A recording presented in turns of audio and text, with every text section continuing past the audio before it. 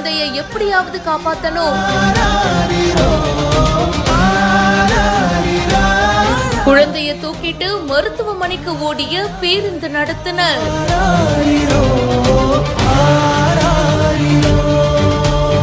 கேரளால பேருந்து ஊழியர்களுடைய உதவியால இப்போ 1.5 வயது சிறுவனை காப்பாத்தி இருக்காங்க.